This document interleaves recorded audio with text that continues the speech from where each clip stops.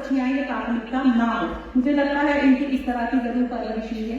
एक बहुत ही सौभाग्य होता है कि अच्छे घर में हमारा जन्म हो, अच्छे माता पिता मिले जो हमारे लिए अच्छा सोचें। लेकिन सबके साथ ऐसा नहीं होता, जिनके साथ नहीं होता उनकी जिम्मेदारी अब हम सब पे है और उसका भी उसी के लिए ये इतना लंबा सफर चला रही है। आगे क्या होगा, शादी के बाद होगा, तमाम चीजें कैसे मैनेज करती है मुस्कान के साथ और उनका जो कार्य रहा। एमए समाजशास्त्र हिंदी बीएड अध्ययन हुआ है। समाजशास्त्र विषय की प्राध्यापिका के रूप में लगभग 28 वर्षों तक कार्य किया है। छात्र जीवन से विद्यार्थियों के विषय पर निरंतर कार्य किया है, यानी कि अध्ययन जो है वो क्या रहा होगा, तो वो अनुभव भी मैं आज साझा करेंगे। क्योंकि मीडिया इंडस्ट्री थोड़ी सी महिलाओं को लेकर थोड़ी सी उदासीनता रहती है। जैसे ब्यूरो चीफ कहीं बनना हो स्टेट पर तो महिलाओं की सूची बड़ी कम मिलेगी आपको। जम्मू कश्मीर में भी हमारे जो मीडिया के लोग हैं वो मुस्कुरा रहे हैं, जानते हैं इस बात को। तो बहुत स्वागत श्रीमती हमारी मुख्य अतिथि भारती बैच पर। सबसे थोड़ा सा कटु होता है, लेकिन सबसे बोलना चाहिए, तभी समाधान जो है वो हो पाएगा। क्योंकि वो खासकर ये कार्यक्रम आज इसीलिए है कि आप दिल से असल जो बात है वो रखें, ताकि समाधान हम ही निकालें। हमें किसी की आवश्यकता ही नहीं है, क्योंकि हमारे अंदर वो चेतना है। तो इसीलिए ये नारी चेतना संभव है। अब मैं हमारी जिनके लिए मैंने कहा श्रीमती ममता यादव जी प्रसिद्ध शिक्षाविद, मुझे भी ऐसा लगता है, शायद आपको भी लगता होगा कि ब्रह्मांड को परिभाषित करना और एक नारी को एक जैसा है।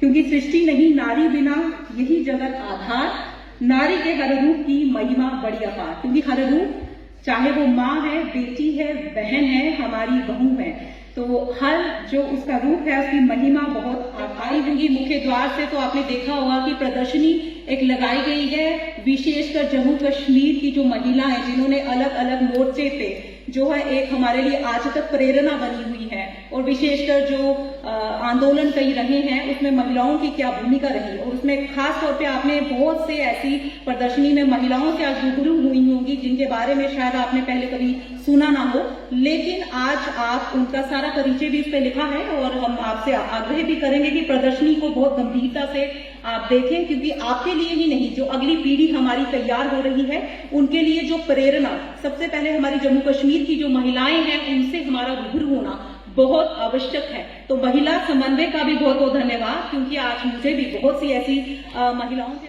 बेटा इसलिए खाएगा कि मुझे भूख लगी है, माँ कहेगी कि आज मुझे भूख नहीं है, खाना तू खा ले।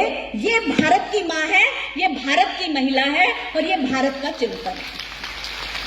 इसलिए वसुधैव कुटुंबकम अर्थात पूरा विश्व एक कुटुंब है।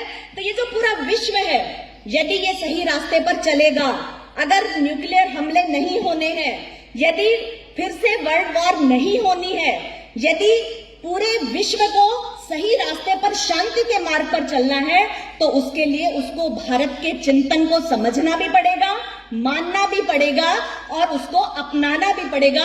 और इस चिंतन को वहां तक पहुंचाने का काम करने वाली ये स्त्री शक्ति है जिसको इस चिंतन को वहां तक पहुंचाना है। इसलिए भारतीय चिंतन में महिला क्या है, ये विषय आपके सामने रखा गया है। तो कहने के लिए बहुत सारा है, लेकिन कुछ दो चार बातें ही मैं आपको कहती हूं। एक तो ये कि हमको पश्चिम के फेमिनिज्म को समझना होगा।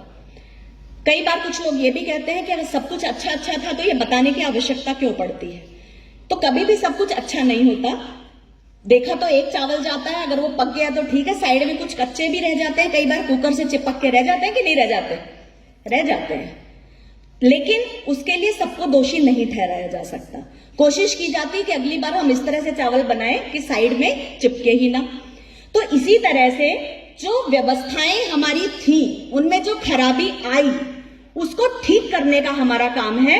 लेकिन थोड़ा समझना भी पड़ता है कि पश्चिम का फेमिनिज्म आया और हमने बड़े गर्व से कहना शुरू किया, हम भी फेमिनिस्ट हैं, हम भी फेमिनिस्ट हैं, हम भी फेमिनिस्ट हैं। तो फेमिनिस्ट क्या, कौन है, फेमिनिज्म क्या है, स्वतंत्रता की बात करने वाले कौन है, वो कहते क्या है, उस बात को समझना और ये आया कहां से इसको समझना। तो जब ये समझते हैं तो ध्यान में आता है कि उनको कोई अधिकार नहीं दिए गए, ना तो उनको वोटिंग का अधिकार था, ना उनको निर्णय लेने का अधिकार था, ना ही चर्च में जाकर के कन्फेशन लेने का अधिकार था।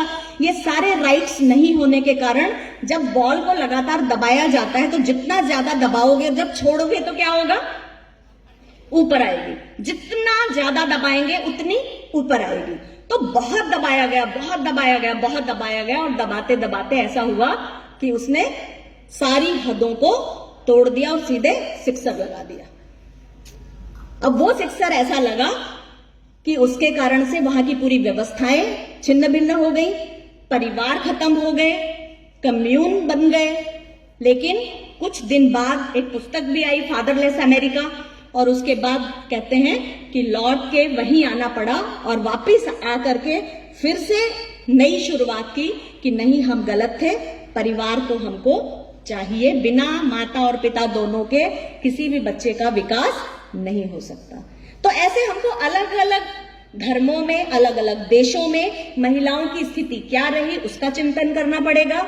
और ये जो कंपैरेटिव स्टडी है, ये हमारे अंदर गौरव की अनुभूति लाएगी कि वास्तव में भारत की महिला क्या है।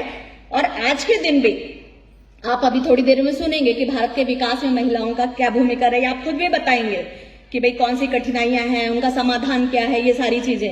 लेकिन इस सबसे ये ध्यान में आता है कि हमें 2-3 काम पक्का करने पड़ेंगे कि महिलाओं को निर्णय का अधिकार देना पड़ेगा, अगर कहीं नहीं है तो अपने ही परिवार से शुरू करना पड़ेगा।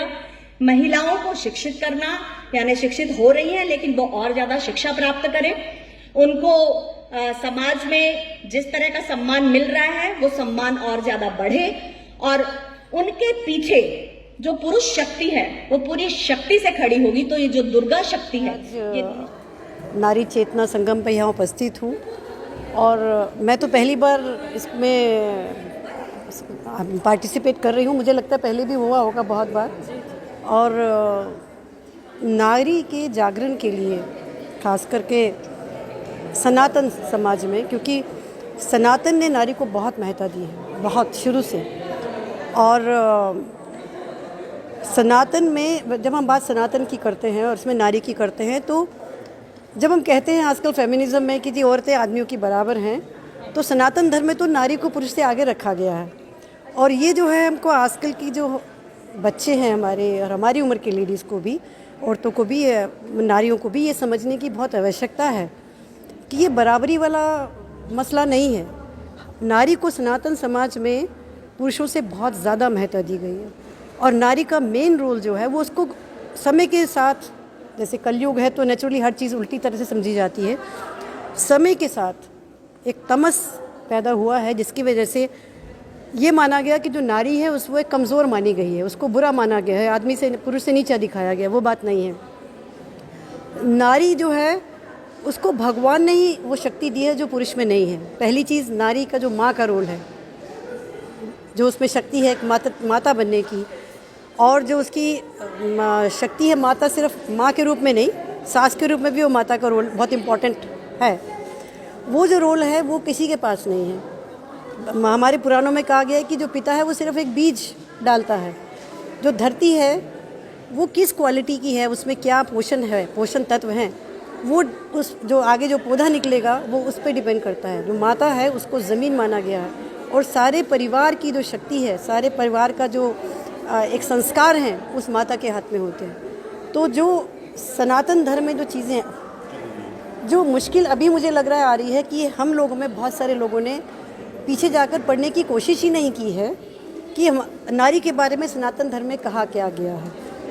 अगर हम वो जाएं, हम सिर्फ फिज़िकल लेवल पर, दुनियावी लेवल पर एक मुकाबला करने खड़े हो गई हैं औरतें जो हैं, जिसे फेमिनिज्म अंग्रेज़ों ने शुरू किया है, एक मूवमेंट शुरू की कि हम पुरुषों से कम नहीं हैं। हम पुरुषों से कम नहीं, हम पुरुषों से बहुत ज़्यादा हैं। पुरुष एक टाइम एक ही काम कर सकते हैं, और औरतें एक टाइम में मल्टी डायमेंशनल थिंकिंग करती हैं। ये पुरुष, जो औरत है उसकी ये शक्ति है, उसको आम बच्चों को, खास करके जो हमारे यंग बच्चे हैं, जो कॉलेज में हैं, स्कूल में हैं, उनको समझाने की बहुत ज़रूरत है। और मेरे को लगता है कि मैं इनका बहुत आभार प्रकट करती हूँ और बोलती हूँ कि ये चेतना जो संगम है, ये इस तरफ एक बहुत बड़ा प्रयास है। और सबको जो मुबारकबाद देती हूँ, जो यहाँ पे संस्था के संयोजक हैं, उप संयोजक हैं, कि उन्होंने बहुत अच्छा किया है। और इसको सिर्फ जम्मू के शहर तक नहीं, इसको गांव-गांव में छोटे स्तर पर करना चाहिए, और हम सबको उसमें जाके सब अपना अपना जो है आइडियाज़ इन सहयोग देना चाहिए। और नारी समानता आप जिक्र कर रही हैं, जिस तरह से आपने देखा कि नारी हर जगह अपना लोहा मनवा रही है। हाल ही की बात करते हैं, किश्तवाड़ की बेटी तीरंदाज में उसने अपना परचम लहराया है और विकलांग है। क्या लगता है कि नारी को हम ये नहीं कह सकते जगाना, नारी जन जन को जगाती है, माँ के रूप में माना जाता है, देवी के रूप में माना जाता है। किस तरह से ये आप एक प्रेरित होने के लिए क्या पैगाम पूरे देशवासियों को? देखिए, मैंने पहले भी जैसे बोला कि हम एक दुनियावी लेवल पर, एक भौतिक लेवल पे नारी की बात करते हैं, शक्ति की। नारी की भौतिक लेवल पे शक्ति जो है असीम है, वो आदमी से किसी लेवल पे कम नहीं है। लेकिन जो नारी की आध्यात्मिक शक्ति है, जो नारी की एक स्पिरिचुअल शक्ति है, वो इंसान आदमी के पास नहीं है। और हमें उसके लिए शर्मिंदा होने की बजाय हम भौतिक जगत में आदमी के साथ स्पर्धा रखें। इससे अच्छा है कि जो भगवान ने हमको जो शक्ति दी है उसके लिए हम गर्व महसूस करें। ये कंपटीशन की बात नहीं है। आदमी, पुरुष और स्त्री जो है वो एक दूसरे को कॉम्प्लीमेंट करते हैं, वो एक दूसरे को पूर्ण करते हैं। अगर आप देखेंगे, आप विवाहित किसी कपल से बात कीजिए, जोड़े से बात कीजिए, तो आदमी में जो पुरुष में जो कमी होगी वो औरत पूर्ण करती है, और जो औरत स्त्री में जो कमी होगी वो आदमी पुरुष पूर्ण करता है। तो ये एक दूसरे के साथ चलने की बात है। तो ये जो स्पर्धा वाला है, ये पाश्चात्य देशों ने हमको दिया है। हमारे धर्म में नारी को कभी कम नहीं माना गया है, नारी को देवी माना गया है। यहाँ तक कहा गया है, यस्से, पता है आपको, यस्से नार्यस्तु पूज्यते तत्र रमते देवता। और बोला गया है कि जहाँ पे नारी के अश्रु बहते हैं उस घर में कभी बरकत नहीं होती है, वहाँ पे देवता वास नहीं करते। तो ये स्पर्धा जो है ये आर्टिफिशियल एक आर्टिफिशियल क्रिएट कराई गई। हम पाश्चात्य लोगों को फॉलो करते हैं और हम उसी के फॉलो में हम जवान बच्चों को कम्युनिज्म और ये सब चीज़ों से फॉलो कर रहे हैं। तो अगर हम इस वक्त ब्रेक नहीं लगाएंगे इस होड़ में, तो हम अपनी जो सनातन धर्म है, ये हमारी सनातन परंपरा है, जो हमारी सोसाइटी है, समाज है, उसको हम पूर्ण विकसित होने से रोक देंगे। आज जम्मू विभाग का नारी चेतना संगम ऐसे एक महिला सम्मेलन है। ये लगभग 4-5 घंटों का रहने वाला है, 3 सत्रों में होगा, जिसमें महिला विषयों पर चर्चा होगी। देश की संस्कृति, भारत में महिला चिंतन क्या रहा है हमेशा से, उसके बारे में चर्चा होगी। भारत के विकास में महिलाओं की क्या भूमिका है और क्या हो सकती है, उसके बारे में यहाँ पर चर्चा होगी।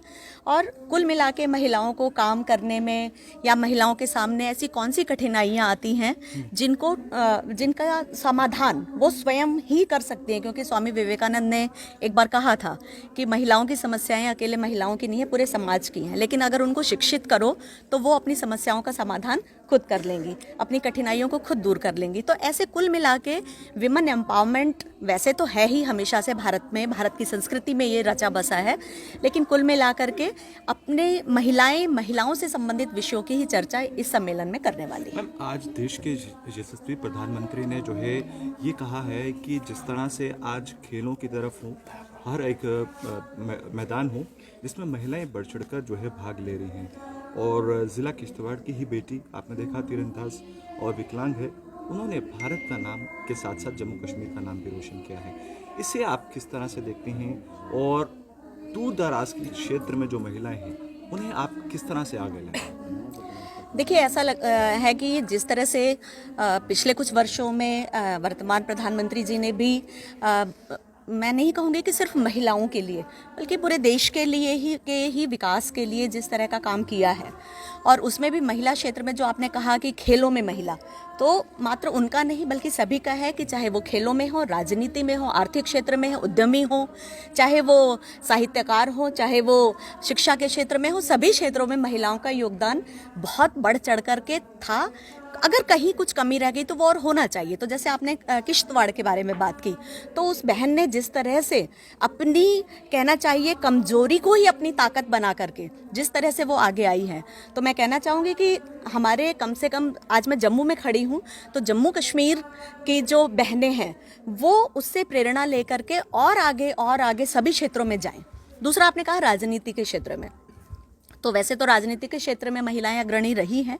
आप अगर बहुत वैदिक युग से भी देखते आएंगे तो महिलाएं अलग अलग शासक के रूप में काम किया है। इवन जम्मू में भी महिला शासक रही हैं जिन्होंने बहुत आगे बढ़ करके नेतृत्व दिया, शासन किया। तो ऐसे अभी तो 33% रिजर्वेशन भी हो गया है। तो हम सिर्फ रिजर्वेशन की बात नहीं करते, अगर व्यक्तिगत रूप से आप मेरी बात करेंगे तो हम ये कहते हैं कि भाई महिलाओं को मौके दो, आगे तो वो अपने आप आ जाएंगी। पंचायती राज में आई एक अंतिम जी। मैम, जो आप देख रहे हैं आजकल समाज में चल रहा है, इसके लेकर आप क्या पैगाम देंगी? जो समाज में महिला वर्ग जो है, आपने देखा होगा कि क्राइम की तरफ, नशे की तरफ, उन महिलाओं को हम कैसे वापस लाएं, एक मेन स्ट्रीम में लाएं? आपका मतलब पीड़ित महिलाओं से है या इस क्षेत्र में जो नशे के क्षेत्र में खुद चली गई उनके बारे में कहना? उनके बारे में कहना। तो देखिए, कभी भी किसी भी समाज में हम ये नहीं कह सकते कि ये काम, कम से कम भारतीय संस्कृति में ये नहीं रहा कि ये काम पुरुषों का है, ये काम महिलाओं का है। ये जा करके अब हम सोचते हैं कि 21वीं सदी है जिसमें ये हो गया कि नहीं, भोजन बनाने का काम भी दोनों करेंगे या बाहर काम करने के लिए भी दोनों जाएंगे। ये हमारे हमेशा से रहा है। लेकिन जहाँ तक विकृतियों की बात है, विकृतियाँ चाहे वो नशा हो, चाहे वो बाकी कोई भी क्षेत्र हो, ना तो वो पुरुषों के लिए अच्छा है, ना ही वो महिलाओं के लिए अच्छा है। तो हम तो ये कहेंगे कि जो मेन स्ट्रीम में अगर किसी कारण से कोई बंधु वर्ग या कोई बहन चली गई है किसी गलत रास्ते पर, तो वापस मेन स्ट्रीम में वो आए। उसके लिए आप जो यहाँ पर आज इंटरव्यू कर रहे हो वो भी, और हम सब भी, जो भी समाज में रहने वाले लोग हैं, उन सब की ये नैतिक जिम्मेदारी बनती है कि अपनी तरफ से एफर्ट्स करके और उनको मुख्य धारा में लाया जाए। हमने जम्मू कश्मीर में ये पहले 10 सम्मेलन करने शुरू किए हैं। हमने सोचा है कि जितनी भी जम्मू कश्मीर की महिलाएं हैं, उनमें क्या कठिनाइयाँ हैं, क्या उनकी चिंताएं हैं, किस तरह का घरों में उनके सलूक किया जाता है, किस तरह से उनका घर बाहर है, इस तरह की सब चिंताओं को देख के हमने ये नारी चेतना संगम का एक विकास किया है कि ये हर जगह, हर ज़िले में है। आज हमारा रियासी में हुआ है, अभी जम्मू में हुआ है, परसों हमारा किश्तवाड़ में हो रहा है। इसी तरह से हमारे 10 ज़िले हैं जो जम्मू के, हर ज़िले में इस तरह से हमने नारी चेतना संगम के नाम से ये प्रोग्राम शुरू किया है।